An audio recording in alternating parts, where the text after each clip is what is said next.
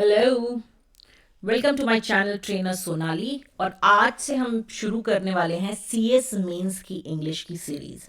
Now why am I doing it? Because luckily few of my students they have cleared UPSC. मेरा उसमें कोई हाथ नहीं था, उनकी खुद की मेहनत थी। But what I got from them was कि why don't I start something that helps them. तो ठीक है, फिर उन्हीं की रिक्वेस्ट को आगे मानते हुए और मुझे इतना अच्छा आइडिया देने के लिए thank you so much students. चलिए स्टार्ट करते हैं। तो CS मेंस एग्जाम है ये यूपीएससी का। IAS मेंस एग्जाम में there is one paper of English which is compulsory. All right, ये पेपर आपके फाइनल मार्क्स में ऐड नहीं होता है। This is a qualifying paper, so you just have to qualify it. All right, there is a minimum that you need to get in order to qualify this paper, right? Maximum marks 300 hai, and believe you me, it is very easy to score in this paper. All right, I know it's just a qualifying paper, but if you score better, I don't think so there is any harm. मतलब आप अगर एक अच्छा paper attempt करेंगे, एक अच्छे qualifying में भी एक अच्छे मार्क्स लाएंगे, तो मुझे नहीं लगता कि इसमें कुछ नुकसान है। तो बहुत इजी पेपर है, स्ट्रैटेजी समझनी होगी। एक्चुअली जब मैं एनालाइज कर रही थी पेपर्स, तो मैंने सोचा जब मैं IAS एनालाइज कर रही हूँ तो साथ में मैं CDS भी एनालाइज कर रही थी, ND का एग्जाम भी देखा और भी बहुत सारे एग्जाम देखे। अच्छा, ये सारे जो पेपर्स हैं लास्ट ईयर के, कोई भी एग्जाम का कोई भी पेपर आपको चाहिए, आप सीधे यूपीएससी की साइट पर जाएंगे डाउनलोड्स में और आपको वहाँ पे सब मिल जाएंगे। तो कोई इधर उधर साइट्स में घूमने की ज़रूरत है नहीं। Alright, so what happened, I analysed कि हर पेपर का अपना एक अलग पैटर्न है। So whatever paper you are attempting to clear, आप उसी पेपर को देखो। ऑलराइट, आई मीन इंग्लिश के जो कंपलसरी पेपर्स हैं और या इंग्लिश के जो पेपर्स हैं इनके मार्क्स ऐड भी होते हैं, जैसे CDS है, NDA है, they have a very different pattern of questions. Like यहाँ पर बहुत बेसिक नॉलेज आपका टेस्ट कर रहे हैं वो। In this paper it is very basic, right? यहाँ पर वर्बल रीजनिंग नहीं है, ठीक है? यहाँ पर आपको क्रिटिकल रीजनिंग या यहाँ पर आपको सेंटेंस रीअरेंजमेंट या इस तरह की जो डिफिकल्ट वर्बल इंग्लिश जिसको हम कहते हैं, जो कैट में आती है, उन सब चीज़ों में आती है, वो यहाँ नहीं आ रही है। ठीक है, ये बहुत ही बेसिक इंग्लिश का पेपर है। अगर आपने 10th लेवल की इंग्लिश भी अच्छे से पढ़ी है तो आपका ये पेपर निकल जाएगा, right? So I am here to help you with all that you know. ठीक है, my job would be to come up with videos. I try to come up with videos every day.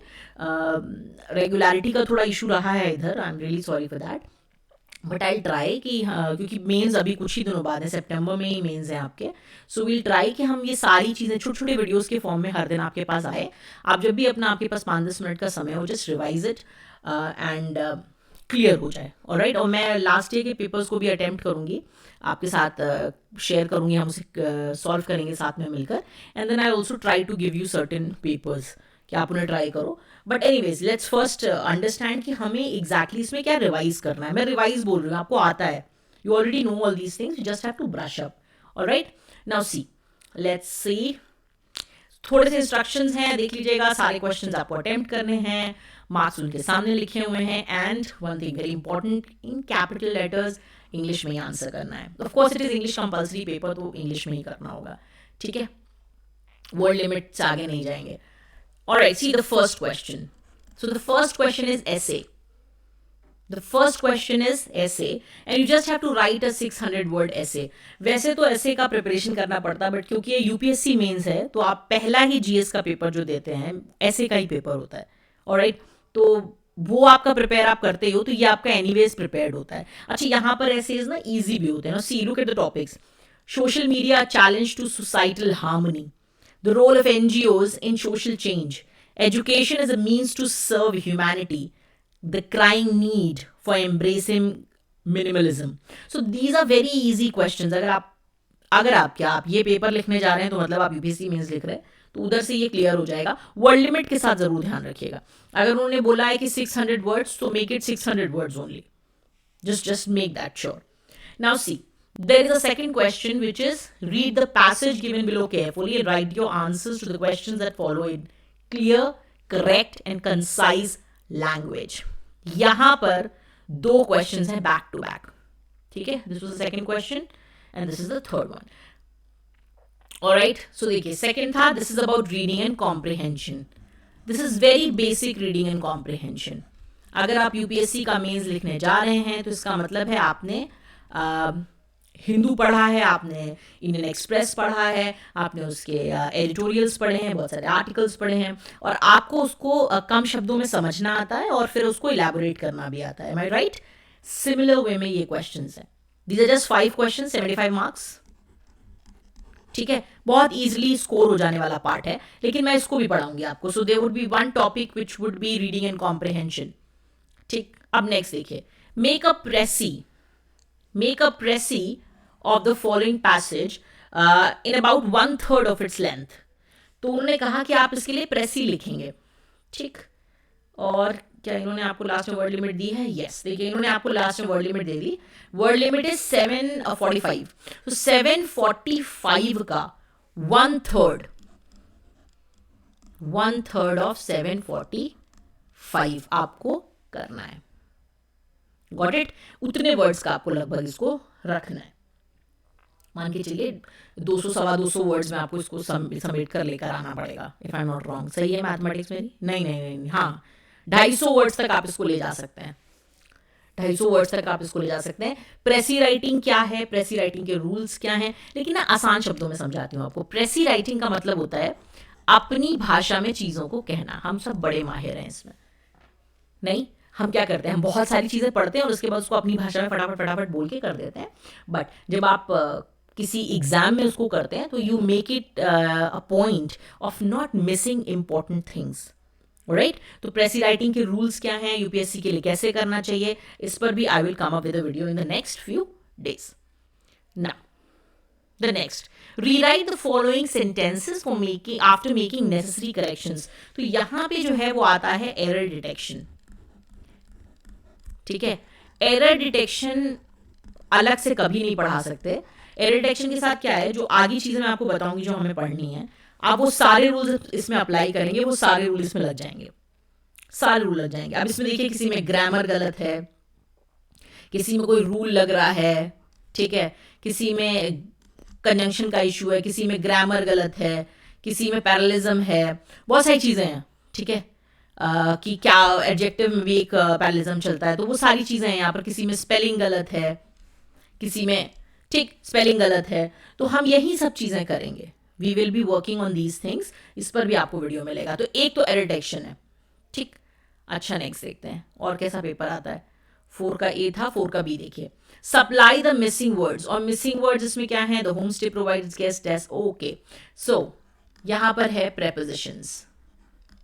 अब ये कब, कई ऐसा नहीं है हर बार prepositions ही आते हैं, कई बार कंजंक्शंस भरने को भी आ सकते हैं, कई बार कुछ और भी आ सकता है. ऑलराइट, आएगा वो इंग्लिश से ही, बस ये ध्यान रखना. चलो, तो प्रेपोजिशन आ गया, one of the very important pillar of English grammar. Use the correct form of verb. अच्छा, करेक्ट फॉर्म ऑफ वर्ब का मतलब अब हम बेसिकली क्या बात कर रहे हैं, core grammar. Now I am talking about core grammar. ठीक है, now I am talking about tenses, now I am talking about rules, now I am talking about everything. ठीक है, अब देखिए इस सब में टेंसेस का काम आ रहा है. इसमें टेंसेस के सारे रूल्स लग रहे हैं इन सब में जितने भी लिखे हुए हैं. मैं आपके साथ आंसर्स भी डिस्कस करूंगी, डोंट वरी. आंसर कोई बड़ी चीज नहीं है, समझना बड़ी चीज है. चलिए नेक्स्ट देखते हैं. Right the antonyms. एंटोनिम्स मतलब होता है ऑपोजिट. ठीक है, ऑफ द फॉलोइंग. मेरे चैनल पर, मैं यहाँ आई बटन में लगा दूंगी, मेरे चैनल पर एक सीरीज चलती है जिसमें मैं GRE आइल्स की वो कैप पढ़ा रही हूँ.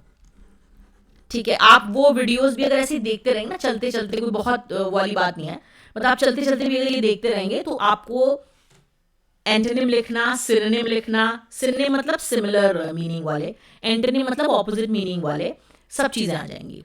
ठीक है, वो मैं आई बटन में लगा दूंगी, आप प्लीज जरूर देख लीजिएगा. आप देखिए, this is a very important thing. Rewrite the following sentences as directed without changing the meaning. अब यहां पर वो ट्रांसफॉर्मेशन वाला पार्ट आ गया. हमको पता है एक्टिव पैसिव, पूरा पैसिव पढ़ना पड़ेगा सिर्फ एक सेंटेंस के लिए.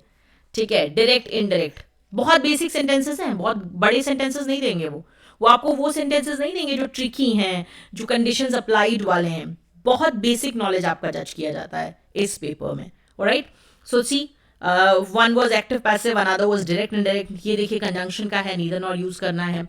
Again conjunction, conjunction okay. Then you have adverb to, since. तो देखिए सब में एक एक ग्रामर लग रही है, इन सब पर I will make videos. Question tag इसमें अभी ऊपर सेंटेंस करेक्शन में भी था। अब यही जो रूल्स जो यहाँ पर लिखे हुए हैं, यही रूल्स आपको एरर डिटेक्शन में आ जाता है। कई बार गलत सेंटेंस लिखा होगा इन्हीं रूल्स के साथ, तो अगर आपको रूल आता होगा तो वो आपको कई जगह हेल्प करेगा। Now see, so this is you have to use the following words to make sentences that bring out their meaning clearly. Do not change the form of the words. Very important. आपको इनको sentence में use करना है। हम लोग बचपन में करते थे, अगर आपको याद हो, लेकिन एक कंडीशन है यहाँ पर, you will not change the form of the word. So if it is philanthropist, आप उसे फिलैंथ्रोफी नहीं करेंगे, वो फिलैंथ्रोपिस्ट का ही सेंटेंस बनेगा। इफ इट इज टेम्परामेंटल, तो आप टेम्परामेंट पे सेंटेंस नहीं बनाएंगे। Alright, this is the same meaning. आपको ये सब चीजें मिलेंगी मेरे वोकैबुलरी के वीडियोस में, आप प्लीज उनको जरूर देखिए, इट विल हेल्प यू। ठीक है, बाकी तो मैं सेंटेंसेस बनाऊंगी आपके लिए। Choose the appropriate word. अब देखिए ये क्या आ रहा है, आपकी वर्ड मीनिंग का आ रहा है, ये भी आपका वोकैबुलरी सेक्शन से क्लियर हो जाएगा। This is again vocabulary. और अगर आप न्यूज़पेपर वगैरह पढ़ते रहते होंगे ना, तो ये आपके लिए बहुत ईजी है। ये मैंने आपसे कहा ना, पेपर बहुत ईजी आता है, पेपर में बहुत वो नहीं आता। Use the following idioms and phrases in sentences of your own to bring out their meaning clearly. मैंने idioms एंड phrases पर भी एक सीरीज निकाली हुई है, अभी एक ही वीडियो आया है, उसमें और भी वीडियोस आएंगे, उनको देखिए। और ये सब बहुत बेसिक idioms एंड phrases हैं, वेरी बेसिक, आपको इन्हें सेंटेंसेस में यूज करना है। ठीक, इसके लिए मेरी सीरीज पे काम चल रहा है, मेरे चैनल पर एक सीरीज पे काम चल रहा है। Alright, so let's get back. हमने देखा कि हमको क्या पढ़ना पड़ेगा, हमको कोर ग्रामर पढ़नी पड़ेगी। पर एक इजी पार्ट क्या है, ये सिर्फ 10th लेवल की या थोड़ी सी 12th लेवल की भी है ग्रामर है, कुछ बहुत बड़ा नहीं है, कुछ बहुत, मैंने कहा ना इसमें वर्बल एबिलिटी नहीं है, ये कोर ग्रामर है। अगर आपने टेंसेस पर फोकस कर लिया, आपने एक्टिव पैसिव का क्लियर है, आपको डायरेक्ट इनडायरेक्ट क्लियर है, और जो हमारे एरर डिटेक्शन वाली चीज़ें होती हैं, जैसे हम लोग कहते हैं नाउन प्रोनाउन अग्रीमेंट, अगर आपको नाउन प्रोनाउन अग्रीमेंट क्लियर है, अगर आपको सब्जेक्ट वर्ब अग्रीमेंट क्लियर है, ये सब चीज़ें मैं पढ़ाऊंगी अब। ठीक है, अगर आपको क्वेश्चन टैग्स आते हैं, सो ऑन सो फोर्थ।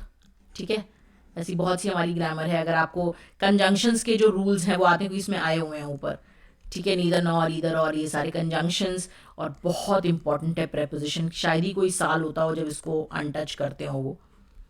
ठीक है, हमें इतना ही पढ़ना है, और साथ में इसके पढ़ना है रीडिंग एंड कॉम्प्रिहेंशन। ठीक है, तो इतनी चीजें हमको पढ़नी। कॉम्प्रिहेंशन का स्पेलिंग थोड़ा गलत हो गया है, उसको हम सॉरी, आप सोचेंगे मैडम का इंग्लिश गलत है, इसी पर कमेंट आने लगेंगे। एनीवेज, राइटिंग में ऐसा हो जाता है जल्दी जल्दी लिखने में। Anyways, so we have to do these things.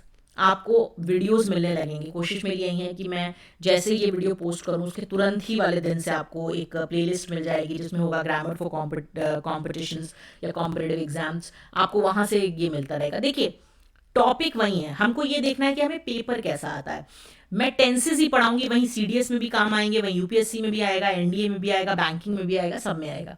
But ये हमें देखना है क्या टेंसेस इंपॉर्टेंट है हमारे लिए, अगर है तो हम पढ़ेंगे। क्वेश्चन टैग क्या इंपॉर्टेंट है क्या, क्वेश्चन टैग के क्वेश्चंस आते हैं, अगर आते हैं तो हमको पढ़ना है। Alright, so we have to understand that. Fine, so all the best for your exam. मैं फिर आपको बोल रही हूँ, ये जो इंग्लिश का पेपर है, जो कंपलसरी इंग्लिश पेपर UPSC का है, बहुत ईजी है। इसकी सब चीज़ें आपको आती हैं, बस आपको सिर्फ एक बारी ब्रश अप करना है, एक बारी उसको रिवाइज करना है। सो आई विल ट्राई कि वो रिविजन आपका हो जाए। ऑलराइट, ऑल द बेस्ट, अच्छे से पढ़िए, और जब सिलेक्शन हो जाए तो मुझे एक बार यार ज़रूर बताइएगा। I will be very very glad. Thank you so much. This is trainer Sonali signing off. Bye bye.